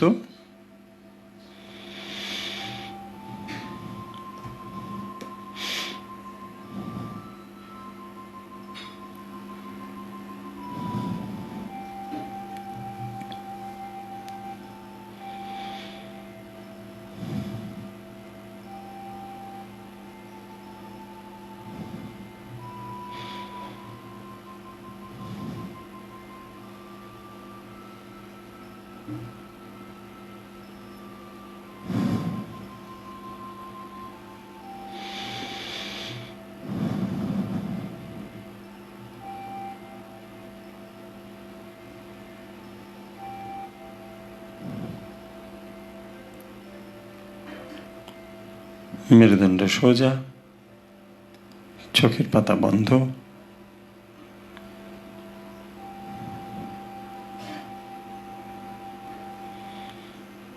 ধীরে ধীরে শ্বাস নিন, ধীরে ধীরে ছাড়ুন।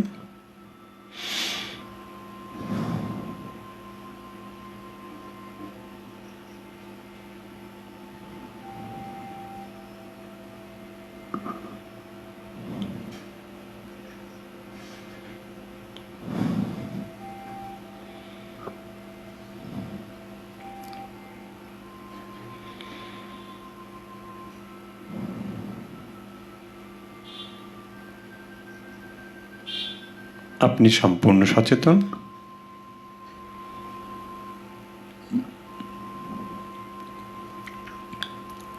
পায়ের পাতা থেকে ধীরে ধীরে মনকে ওপরের দিকে তুলুন এবং প্রত্যেকটি অঙ্গকে শিথিল করে দিন।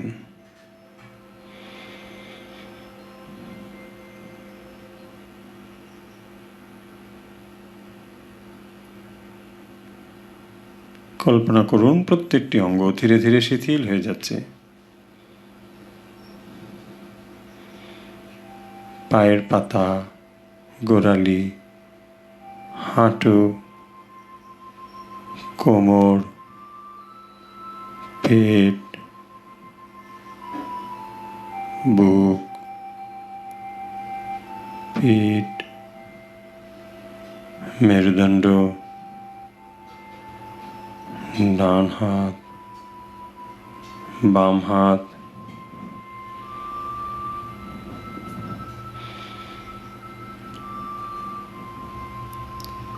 গলা, মুখমণ্ডল, চোখ, মাথা,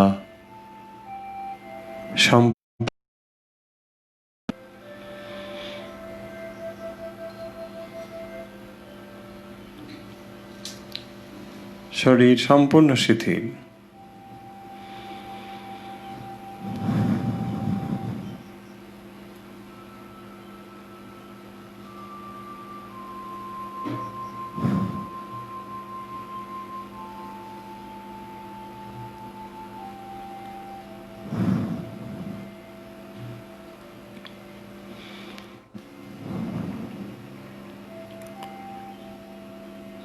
শরীর সম্পূর্ণ শিথিল।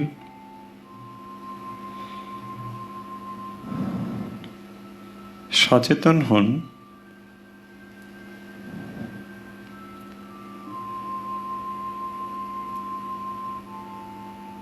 শ্বাস কিভাবে শরীরে ঢুকছে এবং বেরোচ্ছে।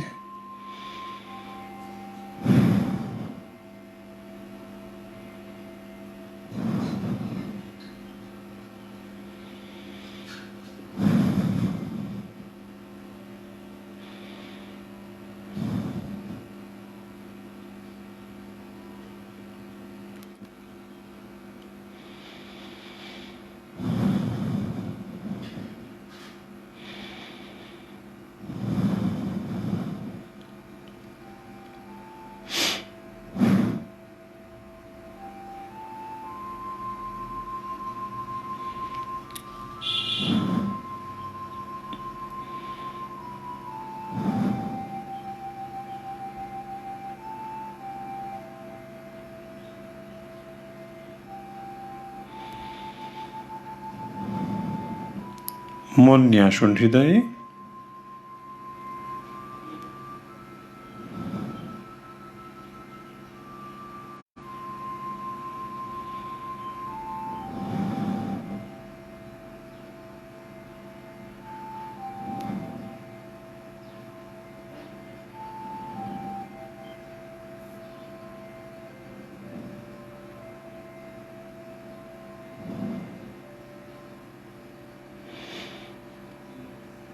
হৃদয়ে চিন্তা করুন একটি পদ্ম।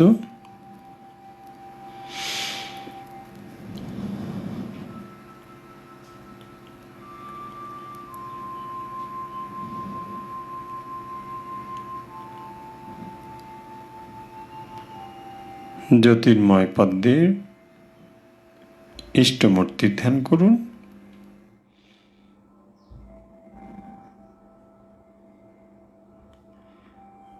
মনে মনে গুরু ইষ্ট আচার্যের প্রতি শ্রদ্ধা জ্ঞাপন করুন।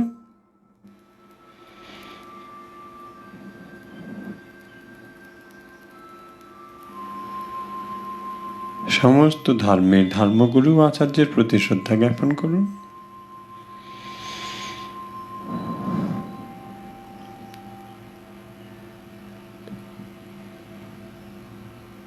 হৃদয়ে ইষ্টমূর্তির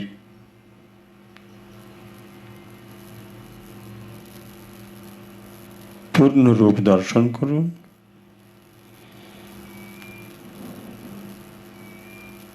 ধীরে ধীরে পূর্ণ রূপ দর্শন করে অঞ্জলি প্রদান করুন। দুহাত ভরে ফুল নিয়ে অঞ্জলি প্রদান করুন।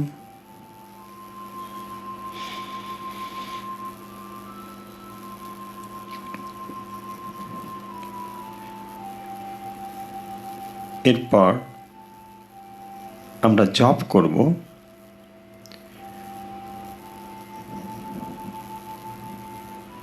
পবিত্র মন্ত্র, গুরুর উপদেশ মতো এখন আমরা জপ করব। যারা এখনো দীক্ষিত নন তারা এই সময় ইচ্ছে করলে ওঙ্কার জপ করতে পারেন। মেরুদণ্ড সোজা, চোখের পাতা বন্ধ, মনে মনে জপ শুরু করুন।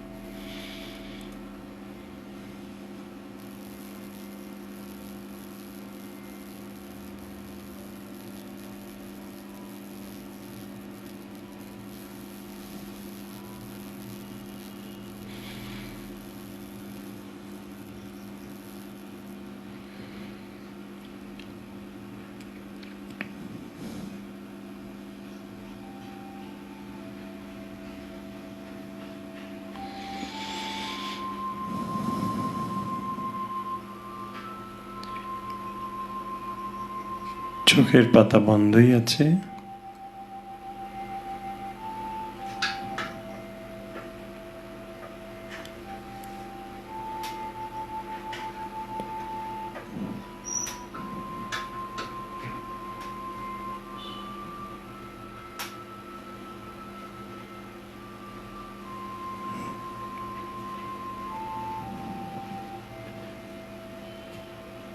ইষ্টমূর্তিকে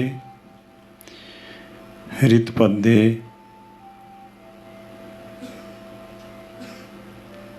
ধীরে ধীরে দর্শন করুন।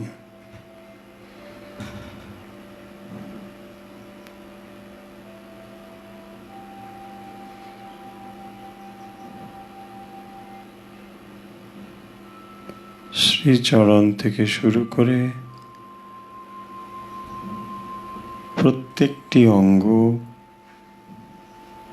ধীরে ধীরে ও নিখুঁতভাবে মনের মাঝে নিয়ে আসুন।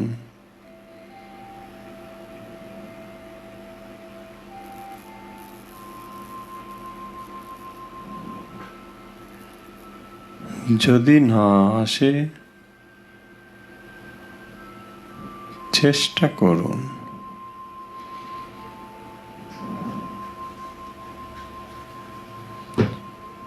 বারবার চেষ্টা করুন।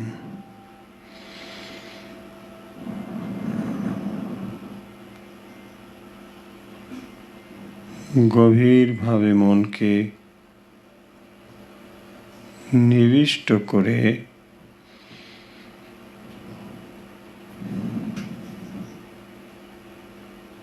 প্রত্যেকটি অঙ্গ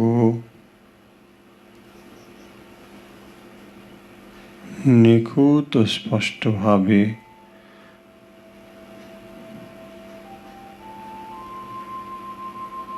দর্শন করুন।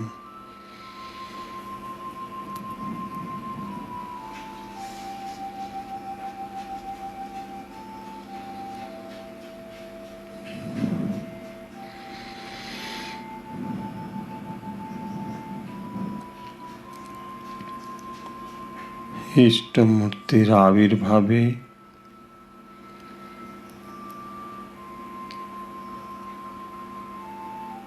হৃদয়ে আলোকময় হয়েছে,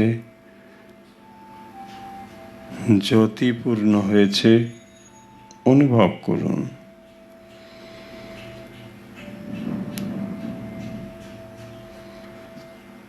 ইষ্টমূর্তির শরীর জ্যোতির শরীর।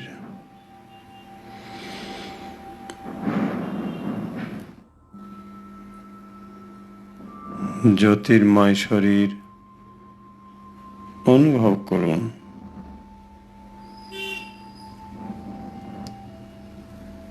ইষ্টমূর্তির আবির্ভাবে হৃদয় পূর্ণ হয়েছে অনুভব করুন।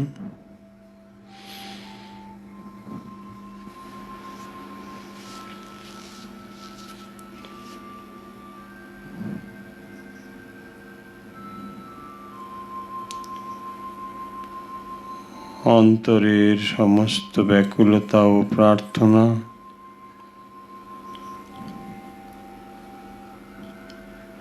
ইষ্টপদে সমর্পণ করে দিন।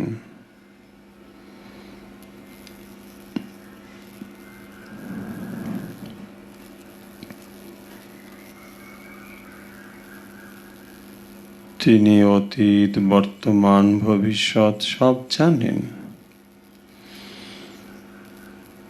তিনি অন্তর্যামী।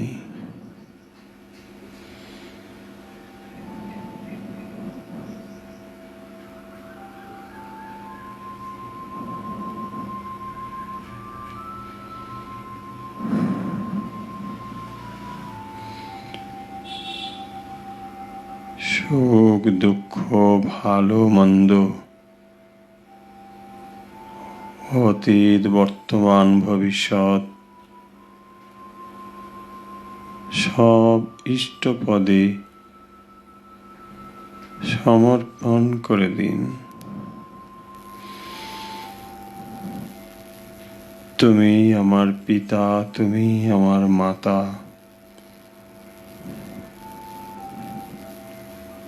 তুমি আমার বন্ধু, তুমি আমার সখা।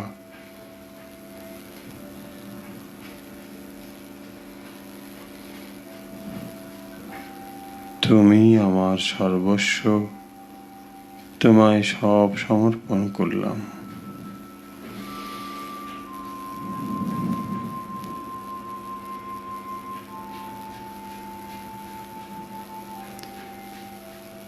ইষ্টমূর্তির আবির্ভাবে হৃদয়ে আলোকিত ও জ্যোতির্ময় হয়েছে। অনুভব করুন শরীরের প্রতিটি অঙ্গ দিব্য জ্যোতিতে পূর্ণ হয়েছে।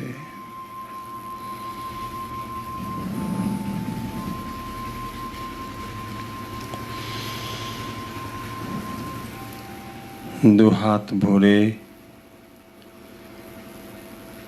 পুষ্পাঞ্জলি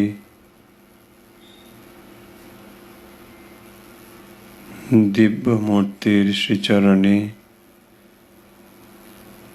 নিবেদন করে দিন। সমস্ত দুঃখ, সমস্ত যন্ত্রণা, সমস্ত ব্যথা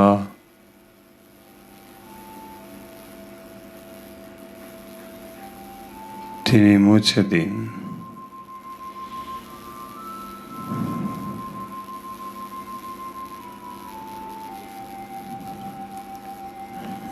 ভগবানের পরম করুণায়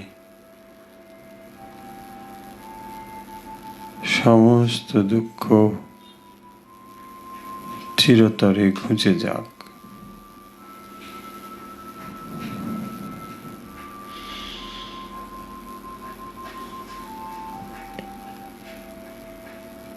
তিনবার ওঙ্কার উচ্চারণ করব।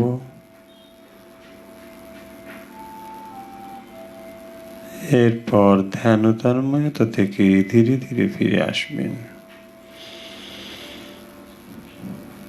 লম্বা শ্বাস নিন।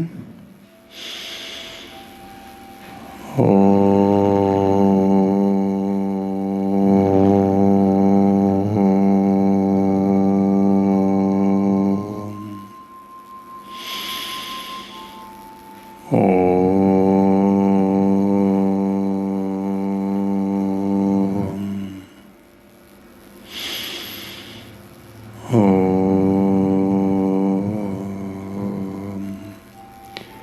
হরি ওম তৎসৎ।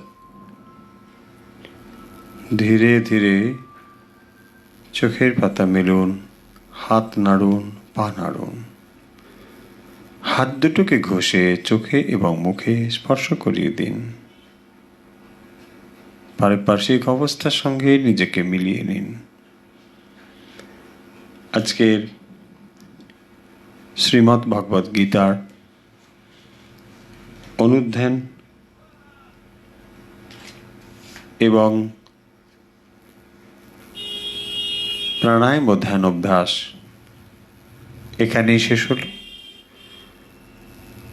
এখন সময় গতকালের প্রশ্নোত্তরের।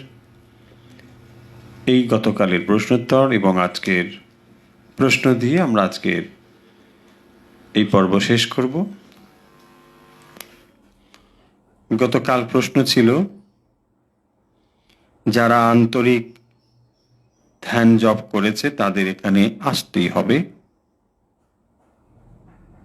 প্রশ্ন ছিল, এখানে বলতে কি বোঝানো হয়েছে?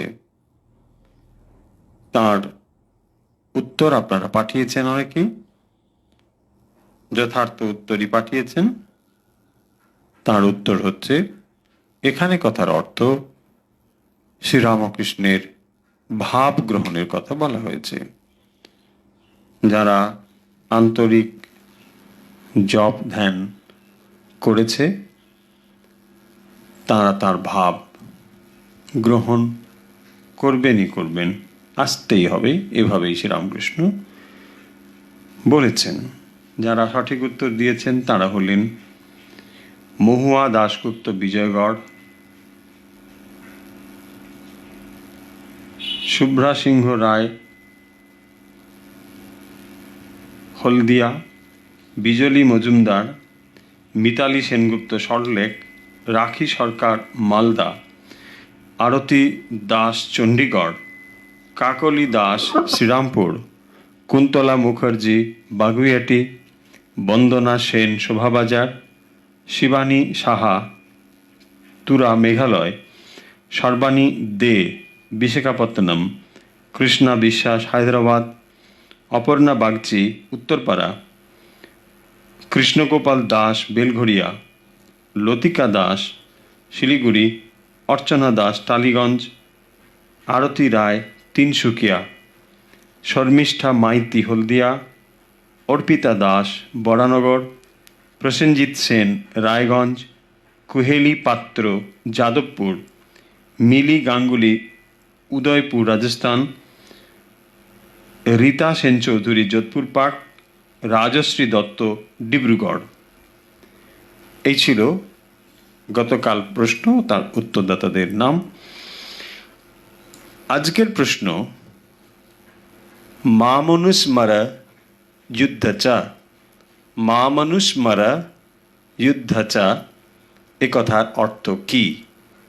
আজকের প্রশ্ন আমি আর একবার বলি। আজকের প্রশ্ন হলো মামনুস্মর, মাম অনুস্মর, মামনুস্মর যুদ্ধ চ এই কথার অর্থ কি? এর অর্থ নিশ্চয়ই আপনারা জানেন। উত্তর পাঠিয়ে দিন। উত্তর পাঠাবেন হোয়াটসঅ্যাপে এবং উত্তরের সঙ্গে আপনাদের নাম ও সংক্ষিপ্ত ঠিকানা লিখতে ভুলবেন না। আরেকটি ঘোষণা যে যারা আমাদের হোয়াটসঅ্যাপে যুক্ত ছিলেন, মাঝখানে কিছুদিন আমাদের যান্ত্রিক ত্রুটির কারণে হোয়াটসঅ্যাপ থেকে নিয়মিত আমাদের লিঙ্ক পাচ্ছেন না, তাদেরকে অনুরোধ করব তারা আমাদের যে হোয়াটসঅ্যাপ নাম্বার আপনারা জানেন সেই নাম্বারে আবার একটু কোনো মেসেজ করে যুক্ত হয়ে যান, তাহলে আবার আপনারা একই রকমভাবে পেতে থাকবেন। আজকের এই অনুধ্যান এবং অভ্যাস পর্ব এখানে শেষ করছি। ঠাকুরমা স্বামীজির বিশ্বজোড়া পরিবার এবং তার অনুরাগী ভক্ত যারা যেখানে রয়েছেন সকলের জন্যে মঙ্গল প্রার্থনা করছি এবং এই আশা করছি যে এই অনুধ্যান এবং অভ্যাস আমাদেরকে আধ্যাত্মিকভাবে উন্নত করবে। ঠাকুরমা স্বামীজি এবং আজকের যেহেতু অনুধ্যান আমরা শ্রীমদ্ ভগবত গীতার উপরে করেছি, এই গীতার যিনি পুরাণ পুরুষ ভগবান শ্রীকৃষ্ণ, তাঁর চরণে শ্রদ্ধা জ্ঞাপন করে তাঁর কাছে প্রার্থনা নিবেদন করছি। সর্বেত্র সুখিনো সন্তু সর্বে সন্তু নিরাময়া, সর্বে ভদ্রাণি পশ্যন্তু মা কশ্চিৎ দুঃখ ভাগ ভবেৎ। ওম শান্তি, ওম শান্তি, ওম শান্তি।